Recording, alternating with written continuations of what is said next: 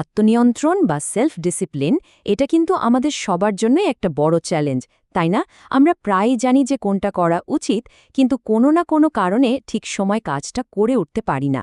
তো চলুন এই উপস্থাপনায় আমরা আত্মনিয়ন্ত্রণের জন্য 15টা খুবই কার্যকরী কৌশল নিয়ে ধাপে ধাপে কথা বলবো, যা একটা গোছানো জীবন গঠনে দারুণভাবে সাহায্য করতে পারে। প্রশ্নটা দেখতে খুবই সহজ মনে হলেও এর উত্তরটা কিন্তু আমাদের জীবনের প্রায় প্রত্যেকটা দিককে ছুঁয়ে যায়। দেখুন, আত্মনিয়ন্ত্রণ মানে শুধু ইচ্ছাশক্তি দিয়ে কিছু করা নয়, বরং এটা একটা পুরো জীবন ব্যবস্থা। চলুন এ ব্যবস্থার আর একটু গভীরে গিয়ে দেখে বিষয়টা আসলে কি। এই পুরো আলোচনার একদম কেন্দ্রে আছে নাফস, মানে আমাদের ভেতরের সত্তা বা মন। একে কিন্তু শত্রু ভাবার কোনো কারণ নেই, বরং একে এমন একটা শক্তি হিসেবে দেখতে হবে যাকে ঠিক পথে চালানো যায়, যাকে ট্রেনিং দেওয়া যায়। এই যে 15টা কৌশলের কথা আমরা বলছি, এগুলো আসলে এই নাফসকে প্রশিক্ষিত করারই একটা পদ্ধতি। সুবিধার জন্য এই কৌশলগুলোকে আমরা মূলত 4টা ভাগে ভাগ করে নিয়েছি। প্রথমটা হলো শরীর আর রুটিন, দ্বিতীয়টা হলো আমাদের খাদ্যাভ্যাস, তৃতীয়টা মনের শৃঙ্খলা, আর সবশেষে হলো আধ্যাত্মিক সংযোগ। তো চলুন এক এক করে সবগুলো ভাগ বিস্তারিতভাবে দেখা যাক। আচ্ছা, তাহলে শুরু করা যাক। যে কোনো বড় সাফল্যের ভিত্তি কিন্তু হয় একটা শক্তিশালী শুরু, আর আত্মনিয়ন্ত্রণের ক্ষেত্রেও ব্যাপারটা ঠিক একই রকম। এর শুরুটা হয় আমাদের শরীর আর আমাদের প্রতিদিনের রুটিন দিয়ে। এর মানে কি? মানে হলো আমাদের দিনের শুরু আর শেষটা যদি একটু গুছিয়ে নেওয়া যায়, তাহলে কিন্তু পুরো দিনটাই নিয়ন্ত্রণে চলে আসে। ভাবুন তো, দিনে দুটো মাথা যদি ঠিক মতো বাঁধা থাকে, তাহলে মাঝখানের সময়টাও কিন্তু একটা শৃঙ্খলার মধ্যে চলে আসতে বাধ্য। একটা শক্তিশালী সকালের রুটিন হল আত্মনিয়ন্ত্রণের প্রথম ধাপ। যেমন ধরুন, ফজরের জন্য ঘুম থেকে ওঠা, তারপর আর না ঘুমিয়ে যদি 15-20 মিনিট জগিং বা হালকা ব্যায়াম করা যায়, তাহলে শরীরটা একদম সতেজ হয়ে ওঠে। হ্যাঁ, প্রয়োজনে দুপুরে কাইলুলা মানে অল্প সময়ের জন্য একটু ঘুমিয়ে নেওয়া যেতে পারে। এটা নতুন করে শক্তি যোগাতে দারুণ কাজ করে।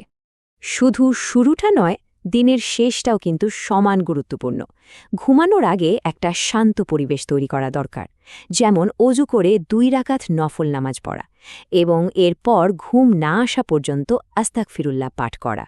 এতে মনটা অনেক শান্ত হয় আর একটা শান্তির ঘুম আসে। এখানে মূল উদ্দেশ্য কিন্তু শুধু ঘুম কমানো নয়, বরং ঘুমের কোয়ালিটি বা গুণগত মান বাড়ানো। অতিরিক্ত ঘুম অনেক সময় আমাদের অলস করে দেয়, তাই লক্ষ্য থাকবে গভীর আর আরামের একটা ঘুম নিশ্চিত করা, যেটা পরিমাণে কম হলেও শরীরকে পুরোপুরি চাঙ্গা করে দেবে। ঠিক আছে, এবার আসা যাক আমাদের দ্বিতীয় স্তম্ভে, আমাদের খাদ্যাভ্যাস। আমরা যা খাই তা কিন্তু সরাসরি আমাদের শক্তি, আমাদের মন, এমনকি আমাদের ইচ্ছা শক্তিকেও প্রভাবিত করে। সহজ কথায়, শরীরটা যদি একটা গাড়ি হয়, তবে খাবার হলো তার জ্বালানি। এখানে একটা খুব সহজ কিন্তু দারুণ কার্যকরী নিয়ম আছে। সেটা হলো দিনের সর্বোচ্চ 3 বার খাওয়া, মানে সকাল, দুপুর আর রাতের খাবার। এর বাইরে যখন তখন স্ন্যাকিং বা অপ্রয়োজনীয় হাবিজাবি খাওয়াটা এড়িয়ে চলতে হবে, কারণ এটা আমাদের মনোযোগ আর শক্তি দুটোই নষ্ট করে দেয়। এখন প্রশ্ন হল, 2 বেলা খাবারের মাঝে যদি খুব ক্ষুধা লাগে, তাহলে কি করা যায়? দেখুন, তখন খেজুর বা আপেলের মতো স্বাস্থ্যকর কিছু খাওয়া যেতে পারে, যা শরীরকে শক্তি দেবে। ফাস্ট ফুড বা বাইরের স্ট্রিট ফুড, এগুলো যতটা সম্ভব এড়িয়ে চলাই বুদ্ধিমানের কাজ। খাবারের পরিমাণও নিয়েও দুটো মূল নীতি মেনে চলা যেতে পারে। প্রথমটা হলো পেট একদম ভরে যাওয়ার আগেই খাওয়াটা শেষ করে দেওয়া, আর দ্বিতীয়টা হলো রাতে কখনো পেট একদম ভর্তি করে না খাওয়া। এই ছোট অভ্যাসগুলো শরীরকে অনেক হালকা রাখে এবং মনকেও সজাগ রাখতে সাহায্য করে। শরীর আর খাদ্যাভ্যাসের পর এবার আমরা মনোযোগ দেব মনের শৃঙ্খলার দিকে, কারণ বাইরের শৃঙ্খলা আসলে তখনই টিকে থাকে যখন আমাদের ভেতরের জগৎটা শান্ত আর নিয়ন্ত্রিত থাকে। মনকে নিয়ন্ত্রণ করার সবচেয়ে শক্তিশালী হাতিয়ারগুলোর মধ্যে একটা হলো জিহ্বার নিয়ন্ত্রণ। এই উক্তিটা কিন্তু দারুণভাবে ব্যাপারটা তুলে ধরেছে। যে কোনো কথা বলার আগে নিজেকে শুধু একবার জিজ্ঞেস করা, এই কথাটা কি আসলেই জরুরি? না বললে কি কোনো ক্ষতি হবে? দেখবেন, অনেক অপ্রয়োজনীয় কথা বলা থেকে নিজেকে বাঁচানো যাবে, যা আমাদের মানসিক শক্তি বাঁচিয়ে দেবে। মনের শৃঙ্খলা আনার জন্য আরও 3টা দারুণ উপায় আছে। অপ্রয়োজনীয় কথা কমিয়ে ফেলা, দৃষ্টিকে সংযত রাখা, মানে যাতা না দেখা, আর ফেসবুক বা ইউটিউবের মতো সোশ্যাল মিডিয়ার ব্যবহারটাকে একটা সীমার মধ্যে নিয়ে আসা। কারণ আমরা যা দেখি বা যা শুনি তা সরাসরি আমাদের চিন্তাভাবনাকে প্রভাবিত করে। আমরা এখন এই আলোচনার একেবারে কেন্দ্রে চলে এসেছি। দেখুন, শারীরিক আর মানসিক শৃঙ্খলার যত চেষ্টাই করা হোক না কেন, সেগুলো তখনই পূর্ণতা পায় যখন এর সাথে একটা গভীর আধ্যাত্মিক সংযোগ তৈরি হয়। এটাই হলো সেই নোঙর যা আমাদের সব পরিস্থিতিতে স্থির রাখে।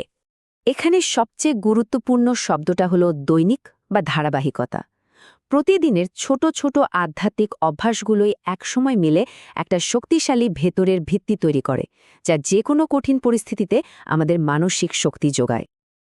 এর জন্য কিছু নির্দিষ্ট অভ্যাস গড়ে তোলা যেতে পারে, যেমন নিয়মিত সকাল সন্ধ্যার জিকির আজকার পাঠ করা, প্রতিদিন অল্প করে হলেও কোরআন তেলাওয়াত করা, আর এমনকি প্রতিদিন মাত্র একটা আয়াত মুখস্থ করার লক্ষ্য নেওয়া। এই ছোট্ট ছোট্ট কাজগুলোই কিন্তু সময়ের সাথে সাথে অনেক বড় পরিবর্তন নিয়ে আসে। এর পাশাপাশি আরও দুটো বিশেষ নামাজের কথা বলা হয়েছে। একটা হলো সূর্যোদয়ের পর ইশরাকের নামাজ, আর অন্যটা হলো গভীর রাতে তাহাজ্জুদ। এই দুটো অভ্যাস দিনের শুরুতে আর শেষে একটা গভীর আধ্যাত্মিক সংযোগ তৈরি করে দেয়। এগুলোকে শুধু ইবাদত হিসেবে না দেখে আত্মনিয়ন্ত্রণের শক্তিশালী হাতিয়ার হিসেবেও ভাবা যেতে পারে। বেশ, আমরা তাহলে 4টি স্তম্ভ, শরীর, খাদ্যাভ্যাস, মন এবং আধ্যাত্মিক সংযোগ, এই সব কিছু নিয়ে আলোচনা করলাম।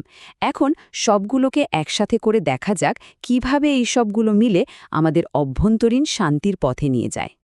আসল ব্যাপারটা হলো, এই কৌশলগুলো কিন্তু একটা আরেকটার সাথে গভীরভাবে জোড়ায় আছে। যখন শারীরিক শৃঙ্খলা আসে, তখন মানসিক শক্তি এমনিতেই বেড়ে যায়।